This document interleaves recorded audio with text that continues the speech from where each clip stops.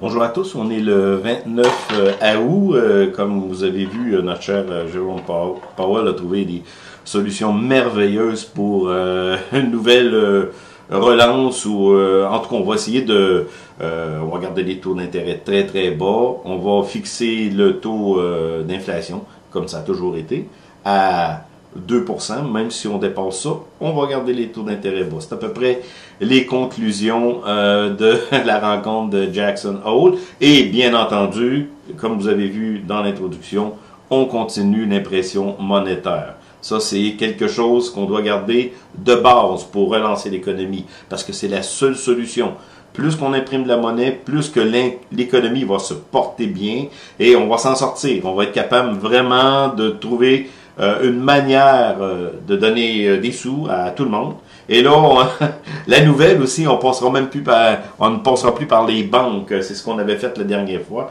On avait, lors des dernières injections monétaires, on a passé par les banques et les banques ont pris leur petite commission en passant.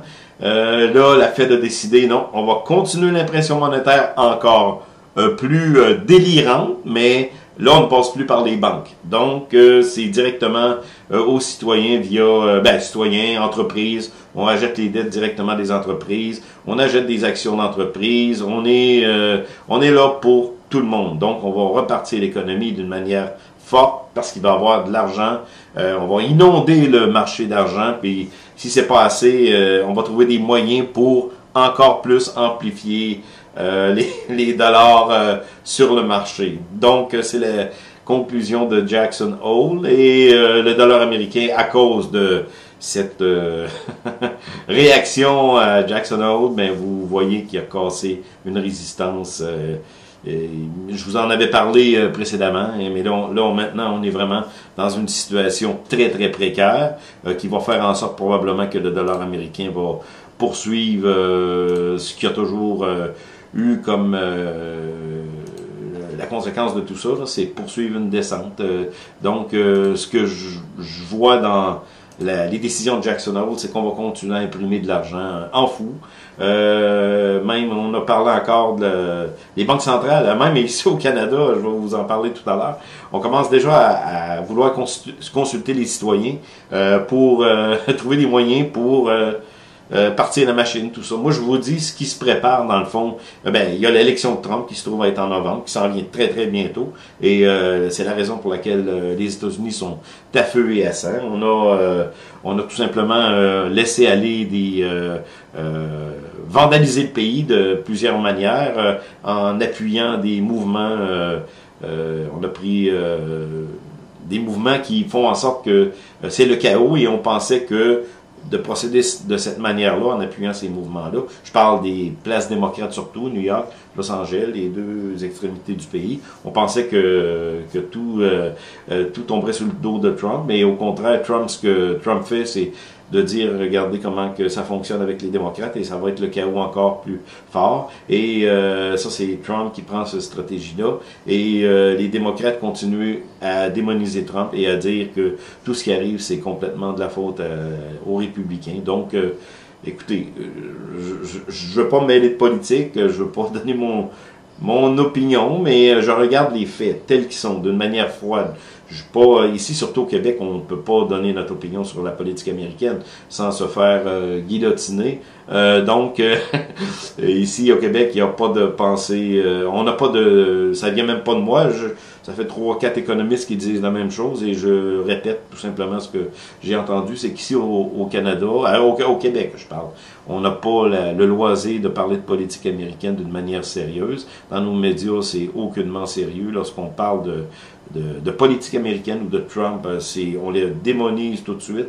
Moi, j'essaie d'avoir une opinion neutre, je vous le dis vraiment. Là, je suis pas américain de toute façon, je vote pas aux États-Unis. Donc, mon opinion, elle vaut ce que ça vaut, mais je pense que Trump va gagner les élections avec tout ce que je vois. Donc, pas sur les médias traditionnels. Au Québec, on n'a rien, mais sur ce qui se passe en ce moment en regardant l'économie, en regardant aussi l'information qui n'est pas nécessairement cannée par ce qu'on veut nous faire entendre, mais on voit très très bien que la population se tait en ce moment, peut pas, mais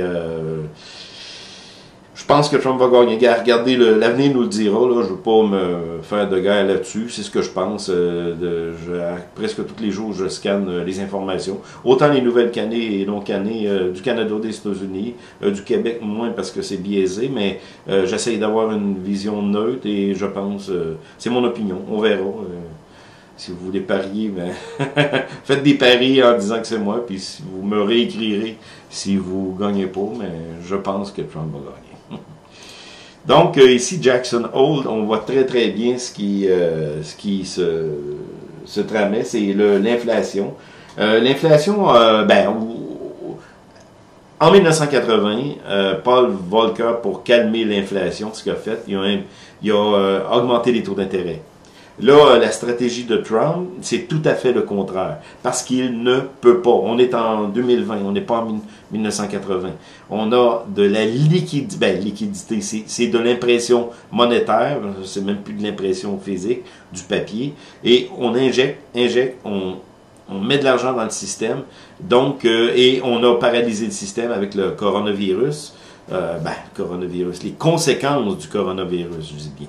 Donc, on a paralysé le système et en ce moment, on se retrouve avec beaucoup des champs qui n'ont pas été cueillis, champs d'à peu près n'importe quoi, parce que dans le fond, à cause du coronavirus, il faut faire attention. Au Québec, il y a eu des pertes très, très importantes au niveau de la nourriture. Et le premier graphique ici nous montre, c'est aux États-Unis, celui-là, ça montre une hausse de l'inflation au niveau des denrées alimentaires. Ça, c'est celui sur les denrées alimentaires qui est assez important. On voit qu'il y a une hausse des prix dans à peu près n'importe quoi. Donc, ce que ça cause que ceux qui sont qui sont pauvres dans la société vont encore plus souffrir puisqu'ils doivent payer plus cher pour se nourrir. Et ça va être à peu près la même chose dans tout. Donc, l'inflation, oui, a monté aux États-Unis. On va regarder sur le long terme ici ce que ça représente. Max, excusez. C'est ça, on a une petite hausse de l'inflation ici. On n'est pas du tout, même comme dans les années 80 et même les années 50, là. Mais quand même, on a une hausse de l'inflation. Et ça, c'est au niveau alimentaire. Et là, c'est on va regarder l'inflation, mais à tous les niveaux. Regardez, on a vraiment une hausse depuis juin, juillet de l'inflation. Donc, peu importe ce qui arrive, même si ça monte vraiment d'une manière folle, mais par contre, si on regarde le graphique sur du long terme, on est loin du 2% qu'on a toujours voulu avoir. C'est toujours ça que la Fed a visé, 2% d'inflation. Mais on est loin de ça, mais c'est vrai qu'on est en train de changer de direction. Et si on s'en va plus haut au niveau de l'inflation, ce qui va arriver tout simplement, c'est que la Fed ne touchera pas au taux parce qu'elle ne peut pas. Elle ne peut pas toucher au taux d'intérêt. Les taux d'intérêt vont rester longtemps.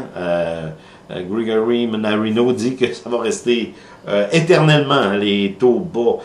Moi, je pense que ça va être la même chose que le Japon.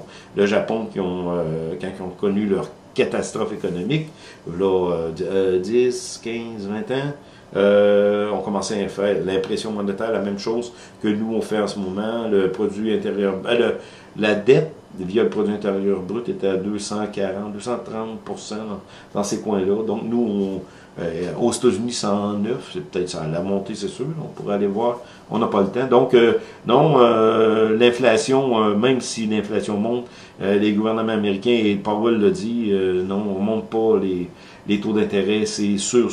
Donc, c'est pour vous dire qu'au niveau de ce qui s'est passé à la rencontre de Jackson Hole, on n'a pas vraiment de surprise. On a tricoté un discours. Je l'ai lu. J'ai lu un peu ce qui s'est dit. C'est sûr qu'on essaie de tricoter. C'est toujours la même solution, imprimer de la monnaie, de la fausse monnaie. Mais on tricote le discours. Lorsqu'on a fini d'analyser ça, là, on tricote le discours avec des mots qui pourraient faire monter les marchés.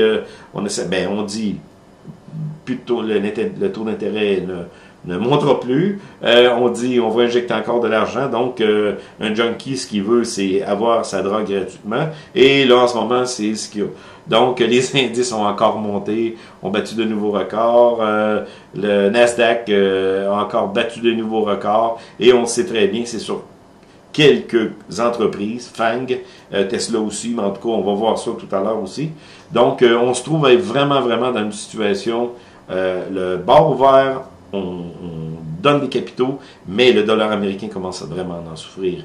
Et c'est ça qu'on va, qu'on constate et qu'on va probablement avoir une dégringolade assez importante du dollar américain dans les mois à venir. C'est déjà commencé. Et puis l'or, bien entendu, va exploser, et l'argent va suivre aussi. On va aller voir ça un peu plus tard. J'ai préparé des choses pour vous montrer ça. Et c'est pas moi qui le dis. Moi, je fais une analyse, j'analyse qu'est-ce qui se dit un peu partout, et je vous présente ça d'une manière plus concise possible, aussi plus probable possible, ce qui peut arriver. Donc, c'est le fameux taux d'intérêt, c'est le 2 ans sur les bons américains. Tout le monde suit le 10 ans, c'est important, l'intérêt, le yield, le rendement sur les bons du Trésor 10 ans. C'est vraiment important au niveau de l'économie. Mais si vous voulez savoir où s'en vont les taux d'intérêt, moi je pense que le 2 ans est presque la même chose que le taux directeur USA. Donc, on a été très très longtemps après la crise ici des subprimes à un taux zéro. On est remonté un peu en 2016. Et là, on débute le long terme ici, là, sur les taux d'intérêt. Donc, graphiquement, techniquement parlant, on va être très très longtemps encore avec des taux à zéro ou près. C'est la même chose pour tous les pays. Aucun pays peut se permettre de monter. Ben, je parle des pays du G7 peuvent se permettre de monter leur taux d'intérêt pour satisfaire les banques. Ils ne peuvent pas, le système va s'écrouler. Et on va aller voir justement le fameux dollar américain. Ça, c'est un graphique vraiment important. C'est justement qu'est-ce qui est arrivé hier. Ben, les dernières semaines, on le voyait venir. J'ai tracé une longue tendance ici. Ça fait très très longtemps que le dollar américain avait pris du galon, en 2014, 2015, 2016. Même si on avait des injections monétaires, je pense qu'on croyait encore que le gouvernement pouvait faire arriver à quelque chose avec l'économie, mais tout était soufflé à l'hélium monétaire, les QE qui ont été de l'injection monétaire, et en dernier, même c'était une vraie plaisanterie. Jérôme Powell disait de ne pas appeler ça le QE4. Ça, c'est la crise des repos. Donc, c'est une plaisanterie. Là. Elle est vraiment bien fait là, de ne pas appeler ça le QE. C'était le QE4 et là, c'est le QE infini. Donc, ça pourrait être 5, mais on a dit infini, c'est plus pompeux, c'est plus puissant comme déclaration, mais la réalité de tout ça, c'est que le dollar américain est en baisse, et là, on a cassé une résistance, une base assez importante. Je vous en avais parlé dans mes dernières vidéos, donc là, on l'a fait, et on s'en va vers les 91, 90, on peut avoir un rebond, mais regardez ce qui s'est fait là mettons dans les années, 2000, on a eu des rebonds, des plateaux comme ça, mais c'est ce qu'on va connaître. Et certains parlent qu'on peut aller jusqu'à 80, comme le prix du dollar américain. Et avec toute l'injection monétaire qu'on a faite depuis, on voit ici les QE, l'expansion, c'est l'expansion, c'est pas l'économie réelle, c'est vraiment pas la réalité de ce qu'on peut observer sur l'économie réelle. C'est qu'on est obligé encore de trouver des nouveaux moyens pour faire en sorte que l'économie puisse repartir, mais ça va prendre vraiment longtemps. Au Canada, c'est la même chose. En Europe, c'est la même chose. Non, dans le fond, d'avoir comme solution d'injecter des capitaux dans le marché. Et comme je vous ai dit, cet automne, on arrive, on n'a pas le choix.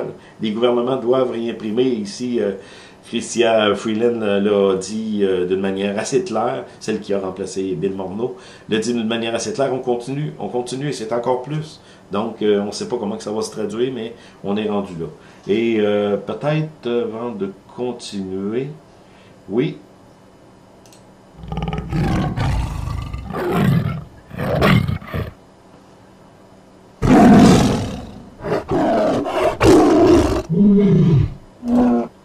Je voulais vous montrer ça, c'est pour vous parler du fameux Nasdaq et des FANG.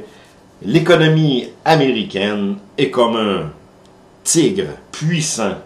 On voit les indices qui montent d'une manière absolument euphorique.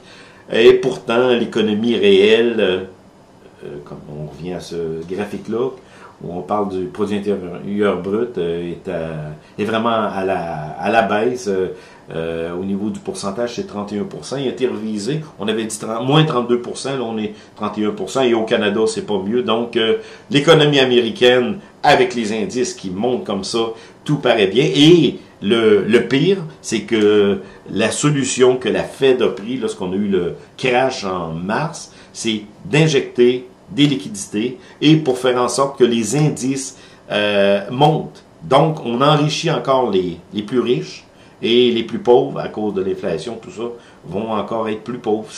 C'est triste, mais c'est la réalité. Donc, j'ai aucune idée de qu'est-ce qui va arriver cet automne. Je sais que l'élection de Trump de Trump. On dit l'élection de Trump. Excusez, c'est l'élection américaine, hein, je sais. Mais je pense que Trump va remporter. Il y a ça, puis ensuite de ça, on s'en va en janvier avec le sommet de Davos, janvier 2021. Et si vous allez sur le site, on y retournera pas, mais c'est clair et net. On veut préparer la population à cause du fameux coronavirus, à cause de tout ce qui arrive aussi au niveau des dettes des pays. On veut préparer la population à un nouvel ordre mondial. Et ici, je ne suis pas un conspirationniste. Je dis pas qu'il y a les Illuminati qui sont en arrière de tout ça. Je dis rien de ça. La seule chose que je vous dis, allez chercher le forum de Davos, ou comme je vous en avais parlé, World Economic Forum. Allez-y. Faites vos propres recherches. Vous allez comprendre que cette nouvelle ordre mondiale est d'abord et avant tout économique. Ben, c'est économique, mais c'est aussi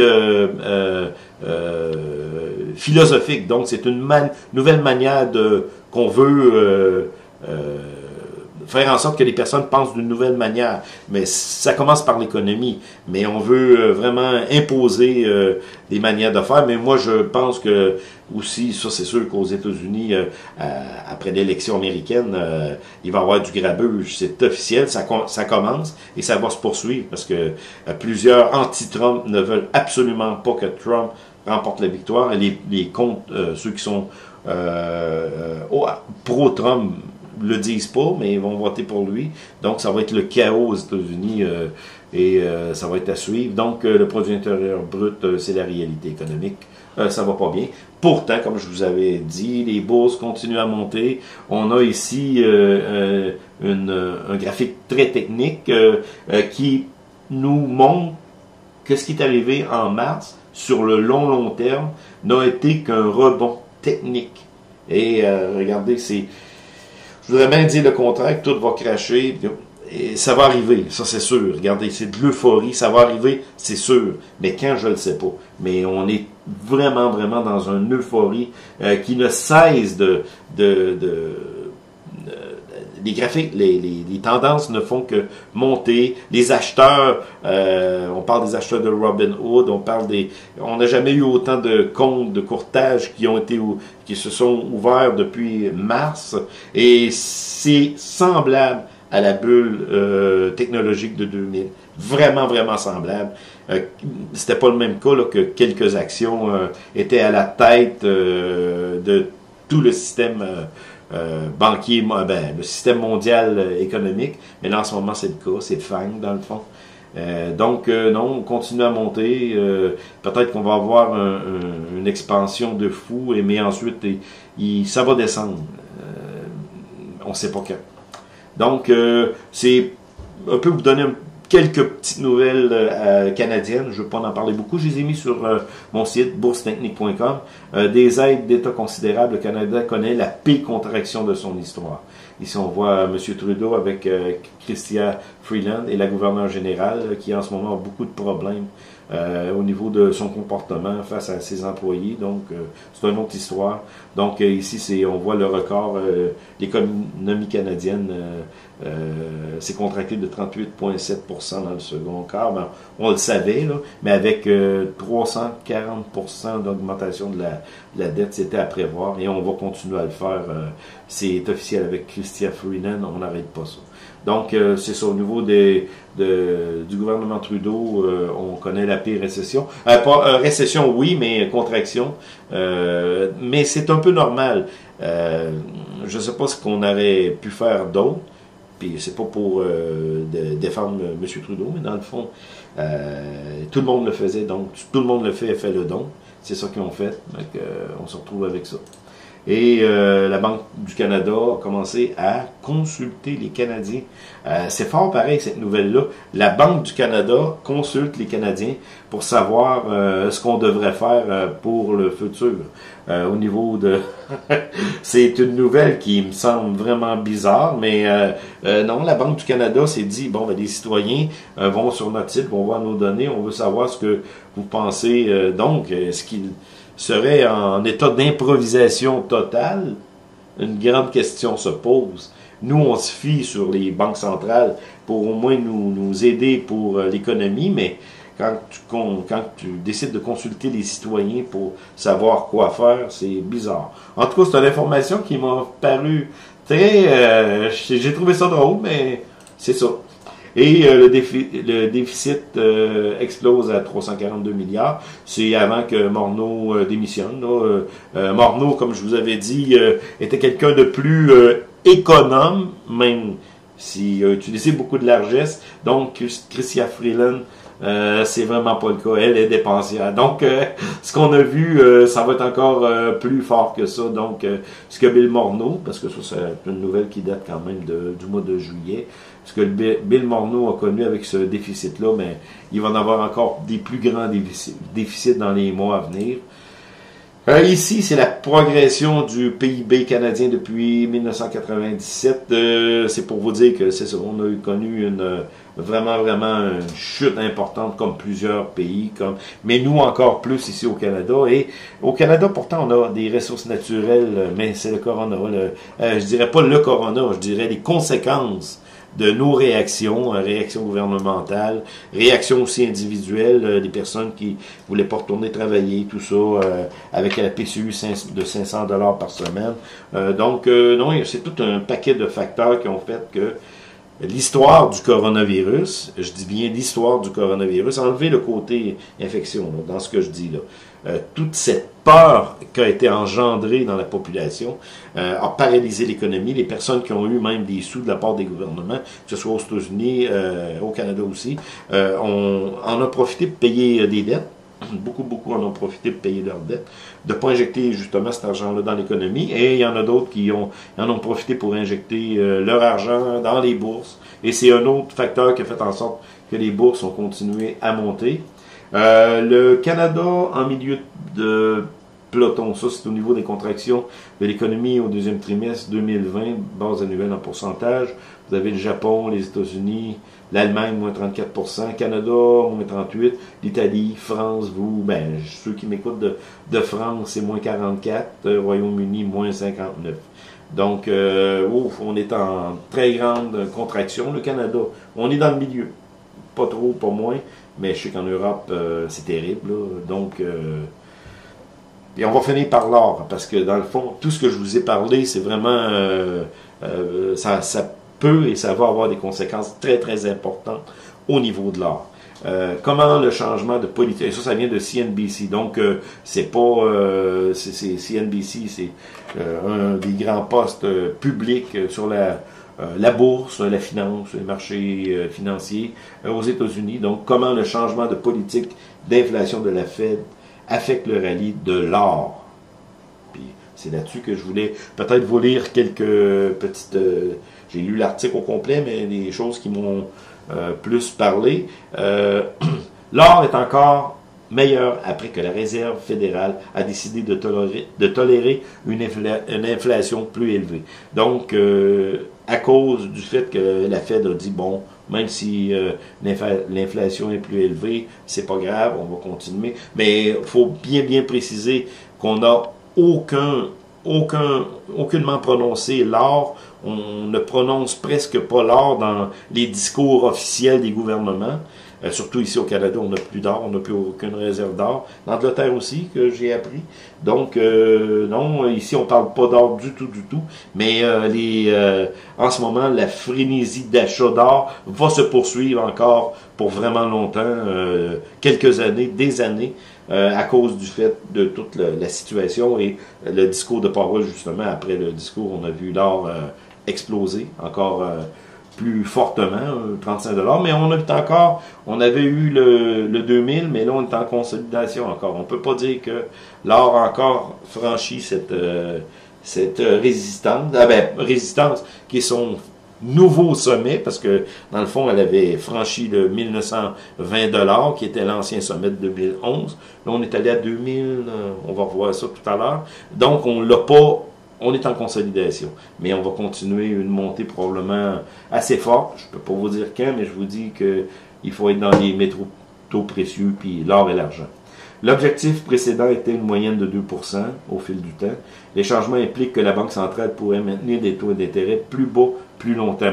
C'est carrément ce que Powell a dit. Il va maintenir les taux d'intérêt vraiment bas et vraiment longtemps. Donc, le dollar américain, lui, à cause du fait qu'on va continuer à imprimer encore de la monnaie et peut-être même changer de... Grégory Menarino parlait que, dans le fond, la Fed veut nous imposer, la Fed nous imposer aux Américains, mais la planète va suivre, une nouvelle devise électronique, mais avec la blockchain, comme un peu les bitcoins, tout ça, les crypto-devises.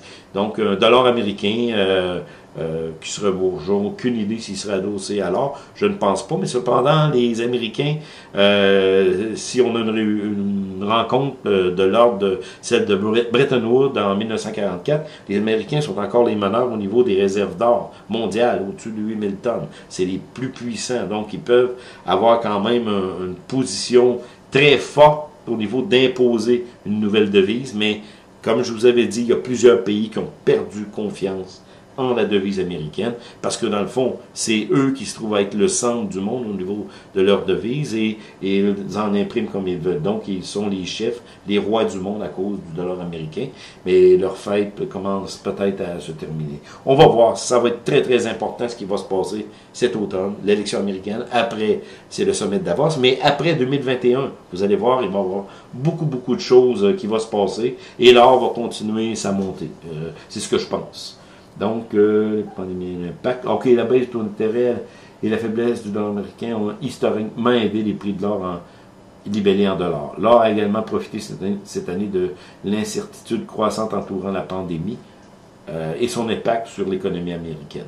Donc, à cause du climat de peur du coronavirus, l'or en a profité. La raison pour laquelle les gens qui possèdent de l'or et aimeraient l'or avant les commentaires, ces raisons sont toujours en place. Les taux d'intérêt réels négatifs, une montée en flèche de la dette publique, ça c'est les raisons pour lesquelles l'or, on possède de l'or et on veut en avoir encore plus dans les années futures, une montée en flèche de la dette publique, les seules valeurs refuges que nous ayons actuellement au niveau des bourses. Regardez c'est quoi, Apple, Microsoft, Facebook, là-dessus il y a Google aussi, il y a Amazon, il y a Tesla. Je pense que cela n'a pas changé. Donc les personnes se réfugient dans des valeurs technologiques, un peu avec raison. Amazon qui, dans le fond, a profité pleinement du confinement, mais dans le fond, ces valeurs-là sont tellement soufflées que moi, je n'investirais pas. En tout cas, c'est libre à vous de faire ce que vous voulez. L'attraction de l'or demeure. Nous ne pouvons pas apprécier avec nos métriques. Nous sommes plus intéressés par les mineurs. Si vous voulez, en tout cas, il parle de ça, les mineurs, donc ce que je vous avais parlé. Moi aussi, je considère que les mineurs d'or peuvent être un très très bon investissement. Certaines mineurs qu'il faut fouiller, il y a des personnes qui me demandent quoi acheter. Je vous avais parlé de First Mining Gold. Moi, c'est personnel. Il y a un autre aussi que j'ai acheté, que je considère qui pourrait être très bien. C'est Golden Predator, ça se trouve être au Yukon. Golden Predator, c'est au Yukon, puis c'est une mine qui a été fermée en 2000 à cause du prix de l'or qu'il y avait. Mais toutes les infrastructures sont là, tout ça, et c'est sous-évalué. Donc, si cette mine-là va ouvrir probablement au Yukon, donc c'est un autre mine que j'ai vu, un junior, mais il y a plein d'opportunités en ce moment dans le domaine de l'or. Acheter de l'or physique aussi, là, c'est très très bon. Acheter de l'or physique ou acheter de l'argent, c'est une chose à faire parce que vous perdez pas la valeur monétaire, surtout avec le dollar américain qui va se déprimer encore plus, et les autres devises aussi, mais avec l'or physique, vous ne perdez pas de valeur, l'or, l'argent. Donc, ça ici, c'est une nouvelle que j'ai pris hier, que j'ai placée sur mon site Gold Bull Market. Le prix de l'or augmentera car les investisseurs sont prêts à injecter 2 à 3 billions de dollars supplémentaires.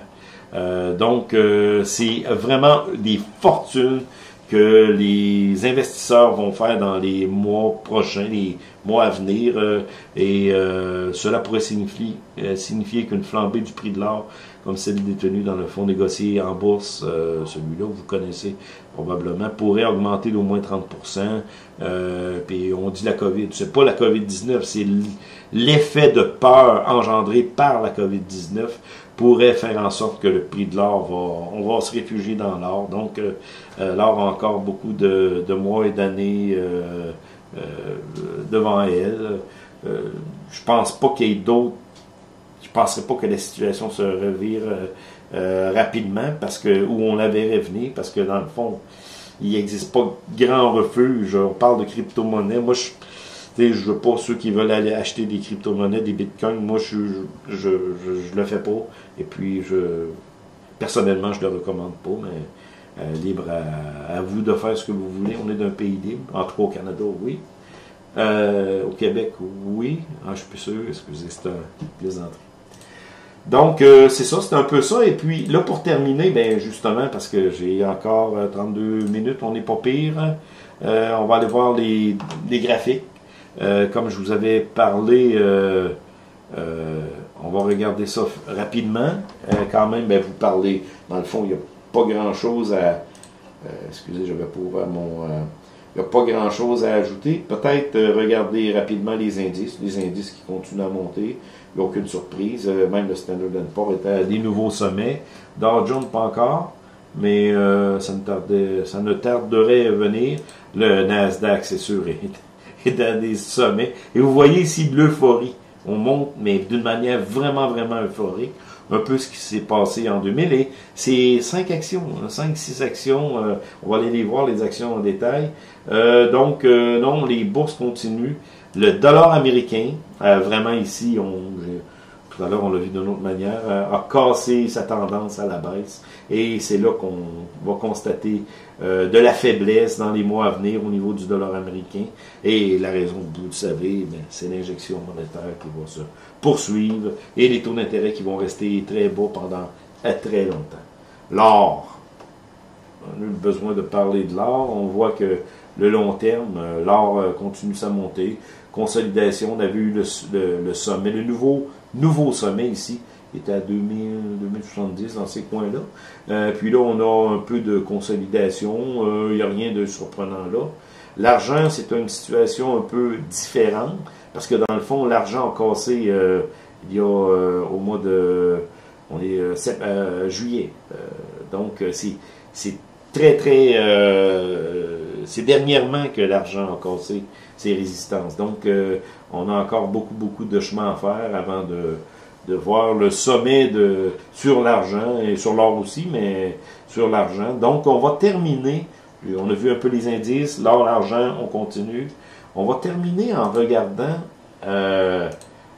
les fameuses FANG, là, ceux qui font partie de FAANG, Facebook, Apple, Amazon, Microsoft, Google. Là-dessus, je mettrai Tesla, Netflix, quelques actions qui explosent littéralement. Et peut-être aller vous les montrer, mais là on est mensuel, c'est parfait, c'est ça que je voulais faire. Regardez ce qu'on a connu comme hausse depuis avril, depuis le creux. On n'a pas connu un creux, ça c'est sur le long terme, c'est mensuel. Donc, ça se trouve être Facebook. On continue la montée d'une manière euphorique. Vous montrez le Nasdaq en premier. C'est euphorique, euphorique, euphorique. Donc, et la Fed lâche pas le morceau. La Fed continue. Mais il y a un jour que même en éjectant des capitaux, il va y avoir des prises de profit où il va y avoir un renversement de tendance. Lorsque le dollar américain va planter encore plus, c'est une situation très, très dangereuse. Amazon aussi, même à 2000 $, on se disait, oh, c'est une super de valorisation. Puis Amazon n'a presque rien connu comme dégringolade là, au mois de mars. Là. Vraiment, vraiment pas. Et là, on se retrouve avec une euphorie aussi sur Amazon. Les PE, les entreprises n'ont pas un ratio de revenus face à... c'est du n'importe quoi, c'est du jamais vu, c'est des records, et ces actions technologiques-là que je vous montre, les dernières actions, là, FAAMG, j'ai mis Tesla, Netflix aussi, on va aller voir aussi FedEx, parce que FedEx profite de ça, Apple, Apple et Tesla, je pense, vont avoir un split d'actions très bientôt, là. Je sais pas si Apple, je pense c'est 4 actions, l'action va être divisée en 4, mettons 500, 4 ou 5, je suis pas sûr, mettons l'action va valoir, elle vaut 500 $, va valoir 100 $, mais vous allez avoir, si vous avez des actions d'Apple, 5 fois plus d'actions, ça s'en vient. Donc vous voyez, Apple a connu une montée aussi fulgurante. Et c'est ces actions-là qui font monter les indices. Autant le Standard & Poor's, parce qu'ils font partie du Standard & Poor's, les FANG, et autant le Nasdaq. Le Nasdaq, c'est sûr qu'il y a d'autres actions qui sont euphoriques, mais regardez Google. Google qui est peut-être moins, mais Google aussi qui a pleinement bénéficié de la crise. Et on a Tesla. Tesla, que